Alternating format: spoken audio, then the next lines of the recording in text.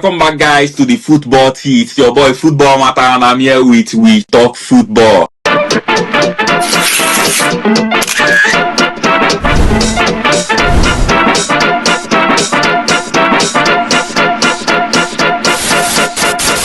So we are back again from the international break, which seems like forever, in the Matchday 4, and we are so excited and buzzing to dive into the Matchday 4 match preview, match analysis, and match insights. And I can't just wait to get started. But if you are just joining us for the first time, or if you've always come along and you're here to give us a subscribe button, please do that now. We Talk Football, how are you doing? I'm doing great, thank you. So let's quickly dive into the matches that we have for the Matchday 4, which are exciting matches. First of all, we are going to be treated with an early kickoff match, Arsenal versus Nottingham Forest in the Emirates Stadium. What are your thoughts? I mean, Arsenal need these 3 points massively, especially after losing to Liverpool. The pressure increases a lot on Arteta and the boys, and I think, you just want to avoid all this kind of drama. You just want to get these 3 points, and to be honest, it shouldn't be that much of a problem. Nottingham Forest changing managers, ANGE coming, what kind of style he's going to play. It's going to be taking some time for him until maybe he adapt to the new style, but there is also the new manager bounce. I mean, feel confident that Arsenal should get these 3 points, and we need to see a good performance. We need to see, me personally, I want to see Arsenal, make a use of transition, use the energy of their players. What about you? Whether or not you are going to see a new manager bounce with ANGE is excited to come back to the Premier League. We don't know. Like he said again, he's coming to win trophies, and he's won trophies wherever he has been.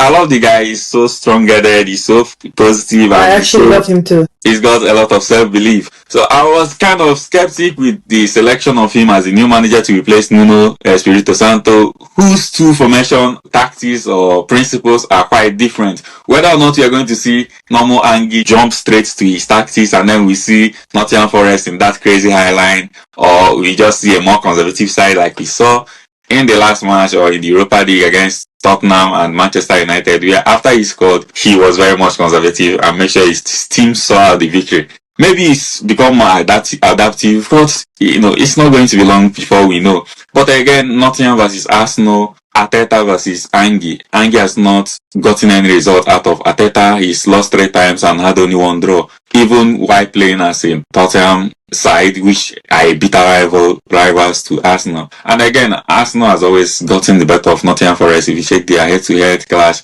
most especially Arsenal are going to play at home, a place they find comfortable, and certain players perform extremely well. Whether or not we are going to see the forms of Martin Odegaard and Noni Madueke, who performed extremely well in the 2 matches they played in international break, back in the national team, or we're going to see the introduction of Eze back now in the left wing or in the number 10 position, and then as well as Gyökeres, as well as Madueke. It's going to be exciting to see where Arsenal goes from here. Thankfully, there is no loss of injuries in the international break for Arsenal, as well as Nottingham Forest. But again, Nottingham Forest are a side who are showed to shock a lot of teams and can prove to be a hard nut to crack. They've got new signings, despite having a lot of guys go out in the summer or something like that. But again, it's going to be, what I surely know is that it's going to be an entertaining match and a competitive game. In the evening, we are going to go back to the G-Tech Stadium, where we see Brentford take on Chelsea. What are your thoughts about Brentford side, who has lost a lot of key players and key managers and captain, Nogard, Thomas Frank, Wissa, as well as Ndomu, but they have got some acquisition? Do you think they are going to stay up in the Premier League? Do you think they might stand a chance to shock Chelsea in this match? Remember, Chelsea has always find it hard to play in this stadium, you understand? And even against Brentford in the last 5 meetings, they have always stood a chance or shocked Chelsea with the results. Yeah, I think they will stay in the Premier League. I don't think they're going to be relegated. However, I'm not convinced with their the style, the new signings. Yes, of course, they made a good acquisition, but I mean, they actually declined in the team, whether you like it or not. When you lose someone like Jan Wissa, when you lose someone like Mbeumo, even Norgard, it's actually a big loss for you, and it's going to take you some time until you get players who can actually fill the gap. Thomas Frank, for me, he was the guy in that team, no matter how you want to put it, but he's absolutely fantastic. I respect him and I rate him highly. and his effect is definitely going to be noticed at Brentford. When it comes to Chelsea, I actually like what I'm seeing. There is also a lot of competitiveness in the team, and if you are a big team like Chelsea, this competitiveness will take you a long way.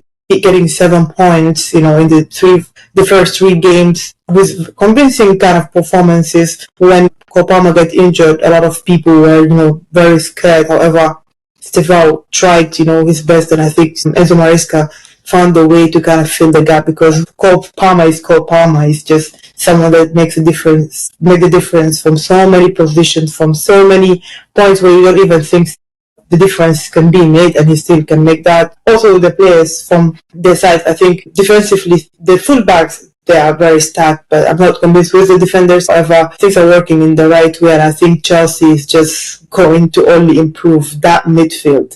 Like, it should be, forbidden. Like, that midfield should not be allowed at Chelsea. So I think it's going to be a guaranteed win for me. For Chelsea, I believe. But I would like to hear what you think. 1 win out of 5 for Chelsea against Brentford, for me, is not a guaranteed win, whether or not it's a manager thing. It's going to be a hard match or a difficult match for Chelsea, because they're going away, not so much away, because they're going to stay within their city as they have been in the last 3 matches against a Brentford side. And for the difference makers that I talked about, Palmer being, Chelsea, I think for now has a lot of difference makers. João Pedro, who has been summer signing of the season, is a very big difference maker, as well as Estaval, as well as maybe Garnacho, who might be thrown into the starting lineup or might come from the bench as a new Chelsea player.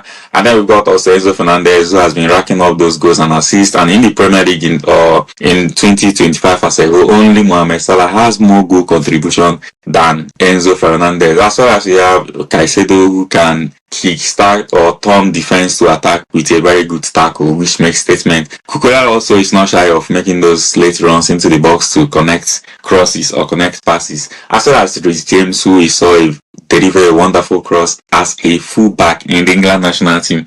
Whether or not all these things will be put in place and all of them are going to start after the international break is yet to be seen. But again, Chelsea are going to put up a fight if they are willing to fight for a very good top spot in the Premier League this season or win trophies. These are the kind of matches they should go and win, and not just win, but win convincingly.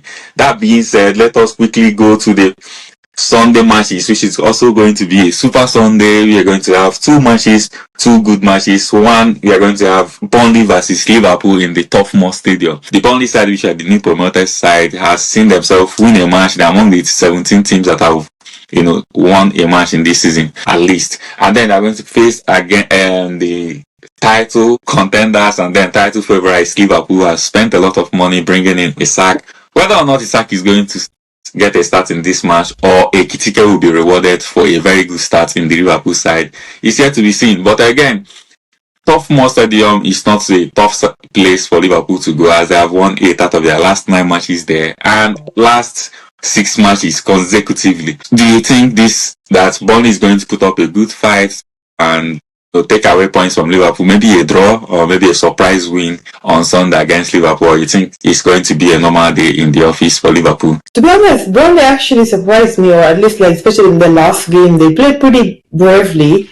And the team tried to put on a fight. However, there is Liverpool is here and then there is Burnley is here. Let's just be honest. One of the teams that I expect personally to be relegated, and I'm not going to miss them anyway. Liverpool, on the other hand, as you say, they really, have great, their best, summer signing, not only in England, but also in the top 5 European league or in the world, is absolutely fantastic. You see, all their players are really, just top-notch players, are just winning or different makers in that team. I don't think the game is going to be easy, however, but I still believe Liverpool can win this game. I don't think Isak's going to start this game.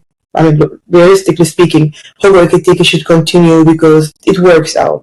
Why change it? Don't change it now. Try to wait for it. And knowing Arne Slot, I don't think he's going to make the change immediately. I think he will keep the majority of his squad, apart from the players who are not ready or the players that accumulate fatigue. We saw them forced party racing with their national teams in the international break. So you kind of want to make sure that the people who especially travel a lot or far away, that they get enough rest, because you're going to play Champions League midweek. But Liverpool is definitely going to get the 3 points. And this season, it's going to be very difficult for anyone to take Liverpool down. It's just simple, because when they are performing poorly and you don't see any glimpses, boom, they score a goal. That's it for me.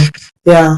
What do you So do you think? think I have one more question. Do you also think that with Liverpool having now 4 starters or 4 winning starters in the attack, and then as well as 4 winning starters in the midfield? In the attack we have got Gakpo, Ekitike, Isak and Salah, as well as in the midfield we've got Florian Wirtz, we've got Gravenberch, we've got McAllister and Szoboszlai. If Liverpool's right back Frimpong and Bradley are fit, I don't think Szoboszlai will continue to play in that right back position.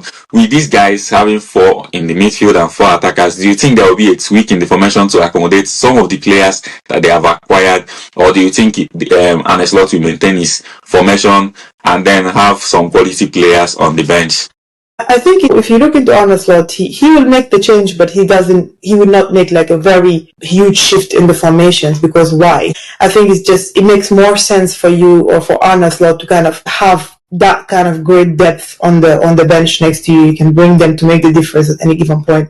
Of course, it depends on the nature of the opponents, whether you are playing in the FA Cup or you're playing in the Champions League or the Premier League. It also dictates what kind of formation are you going to play. Also, moving on, of course, when Mohamed Salah is going to go for the AFCON, you definitely going to miss him. So the formation automatically is going to shift, because the guy does not really rate Federico Chiesa. He doesn't really like him that much. Not because, I just feel like he's not really using him that way, right? And that just tells you that he's not really, rating him. And if you look into this, for me, even Rio Ngoma actually stand a chance of being in that starting lineup, or fighting for starting lineup, because the season is very long. You need players who can make the difference. And to me, if Alexander Isak is fit, Alexander Isak is going to be the primary number 9. It's very, very simple, very plain. Hugo Ekitike sits next to Arne Slot, Cody Gakpo in that, left-hand side. For me, the only one who's actually might lose the position in the front 3 is Cody Gakpo, because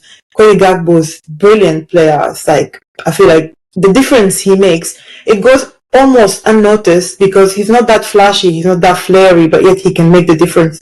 He scores the goal, all these kind of things. But when he goes for like more than one game, and this is where Hugo Ekitike, who seemed very hungry, can come in. But in the midfield, come on, it's just luxury. Gravenberch starting, like, very simple. And then when you have, like, the thing that, like, the 4 of them, because for me, Gravenberch is a starter. Like, there's no one is going to take Gravenberch's position, right? But then McAllister, Szoboszlai, and Florian Wirtz, all of them are very competitive players, are fighters. So everyone will do what it takes to start. And now it's going to be up for Arne Slot to decide. But if it's up for you, who is going to be in the starting line from the 8? Pushing it to me back.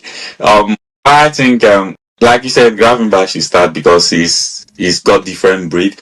Before this season, I would say the best of the midfielder, or the one that has the more versatile, the more quality in the midfield, is McAllister. But again, he's got injury before the start of the season. He's not gotten to that full fitness or full form yet. And I think he's down the pecking order in that group or in that midfield for. So for now, maybe as the season wears down, you might see him get back to his best. But for now, Gravenberch is a starter in that number 6. He's just a very different breed, and in that number 6 he opens a lot of spaces, opens up the play very well because of his use of body. So I'll definitely have him in that number 6. Almost like energy, work rate, he embodies the DNA of how he's just the coach guy, you understand. As well as people try to, bring him down because he's not that flashy, just like Cody Gakpo. Sometimes they are the ones that people put under the pedestal because they feel like they're not flashy and they do not have so much eye test or so much flair in their game. But again, apart from the fact that maybe he's not so good scoring goals as we saw him play a lot of times in the number 10 position last season, people forgot a lot of times he was the one winning the duels or making those interceptions, winning those second balls that kickstart Liverpool's attack, and he was very, very good on transitions as well with his ball carries. Again, he's a guy that can play anywhere. He can drop deep when the teams want to play out on the back. He's press resistant as well, and he can throw a long pass. I think amongst Liverpool midfielders, he's the one with the best passing range there. So he's definitely going to be there. And then Florian Wirtz, you can't just put an Adidas player. You're the guy who broke records to bring in the bench just like that. He's going to automatically kill his confidence. So you just have to throw him into the lineup, and we are, as the matches wears down, it feels like he improves match by match, match by match. So I'm definitely going to put him into the lineup, and then McAllister, a luxury bench quality player. Yeah, and then on the left hand side, I just feel like yes, it might seem harsh for Ekitike, but if Isaac I'll first of all let Isaac prove himself, he understands, before he can displace Ekitike, because it's not fair. Somebody who has scored in his debut, scored in 3 consecutive matches, and then all of a sudden you put him on the bench. Let Isaac build off his fitness. Remember, he was not part of the preseason, neither for Newcastle or for Liverpool. So it's good he builds his fitness up, and then when he's fit, then we can talk about whether Ekitike is going to displace Gabo on the left hand side, or they're going to fight it for themselves. So that's just my thoughts on it. Yeah. So let's go to the last but not the least, Manchester derby, the noisy neighbors, Manchester City versus Manchester United. Remember, these two guys are very funny guys with bad form. Manchester City, Pep Guardiola losing 2 out of the first 3 games of the season. I think this is the first time this is happening in his career, losing 2 games already in his first 7 games, but it has taken him 3 matches to lose 2 games. And remember, in the last 4 or 5 matches in all competitions, I think Manchester United have refused to lose to Manchester City. But in the Premier League, in the last 7 matches, Manchester City has won 5 times and Manchester United has won 1 and drew 1. So, but last season, they didn't lose to Manchester City. And Ruben Amorim is still unbeaten against Pep Guardiola 3 games now, and he has won 2, had a draw. So what do you think? Do you think with the form of Manchester City being bad, but also needing these 3 points, do you think they stand a chance, or it's time for them to say enough is enough? We are coming to Etihad and we have always beaten you well. It's time to show the dominance. What do you think? To be honest, I want it to be a draw. Like, I'm not gonna lie, just for the benefit of of the other teams. But yeah, it's a very difficult situation. Manchester United, however, the fans, I hear your noise. Yeah, everyone is very confident, especially after that late winner. I just feel like now the morale is high. Players went to international break. They had a decent, games, especially Bruno Fernandes, which is the engine of that team, brought the spirit back to Brazil. Yes, they lost the last game, but he did not start that game.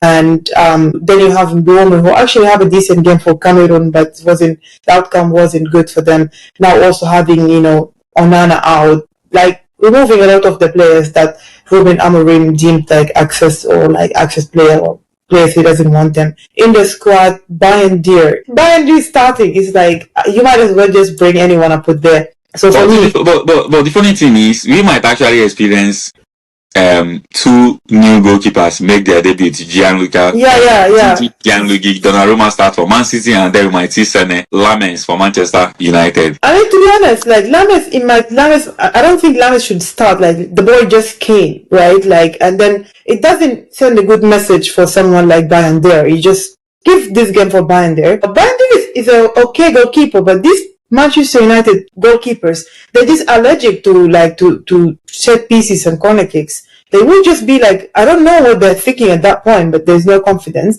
Maybe they start like, I don't think Donnarumma is actually going to start this game. It's going to be very, very shocking for me.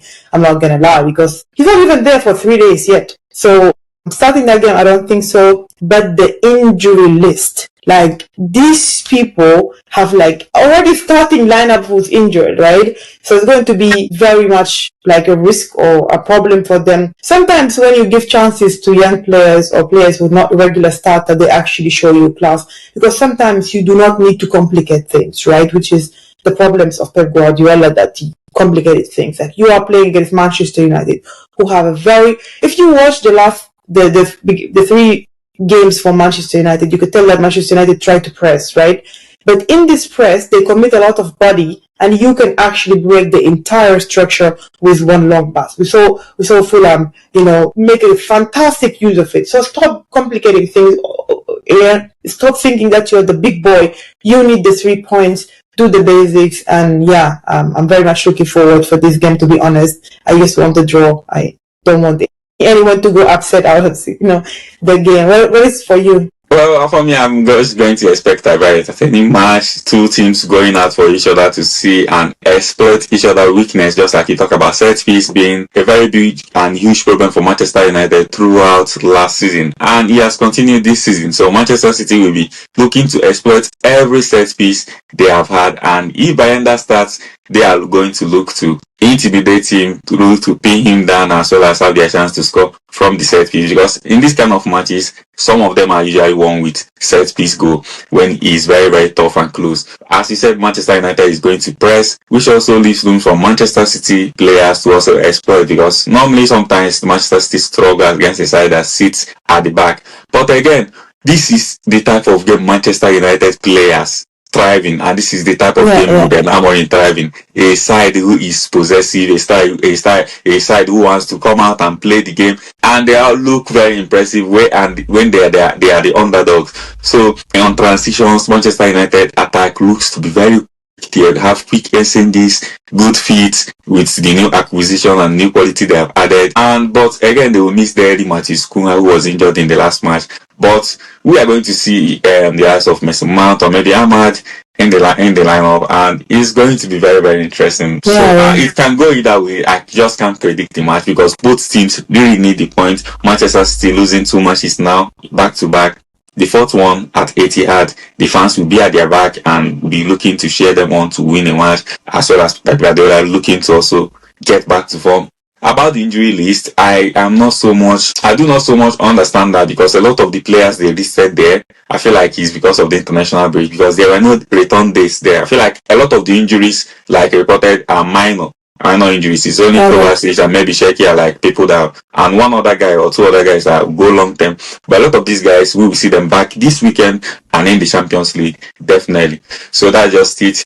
You have any other thing you want to share? No, thank you. So that's it, guys. We've come to the end of today's match day preview, and it's nice talking again with Talk Football. Thank you guys for joining us, and give us a subscribe button. The football team.